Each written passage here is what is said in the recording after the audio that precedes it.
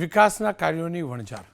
આવતીકાલે દેશના પ્રધાનમંત્રી નરેન્દ્રભાઈ મોદી ગુજરાત પ્રવાસે આવી રહ્યા છે.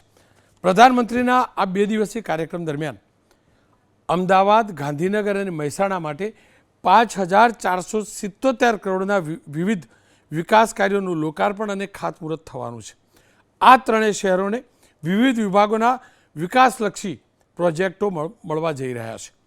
અને આવતીકાલે પ્રધાનમંત્રી આવ્યા બાદ કેન્દ્ર અને રાજ્ય સરકારની અલગ અલગ યોજનાઓ છે, જે પૈકી રેલવેના 1404 કરોડ, શહેરી વિકાસ વિભાગના 2548 કરોડ, એનર્જી એન્ડ પેટ્રોકેમિકલ્સના 1122 કરોડ, માર્ગ અને મકાનના 307 કરોડ, રેવન્યુ વિભાગના 96 કરોડના કામોને આની અંદર આવરી લેવામાં આવ્યા છે, જેમાં 2209 કરોડના પ્રોજેક્ટનું ખાતમુહૂર્ત અને 916 કરોડના પ્રોજેક્ટનો લોકાર્પણનો સમાવેશ થાય છે. સાથે જ યુજીવીસીએલ હેઠળ ઇલેક્ટ્રિસિટી ડિસ્ટ્રીબ્યુશન સિસ્ટમને લગતા 608 કરોડના પ્રોજેક્ટનું પણ લોકાર્પણ થવાનું છે.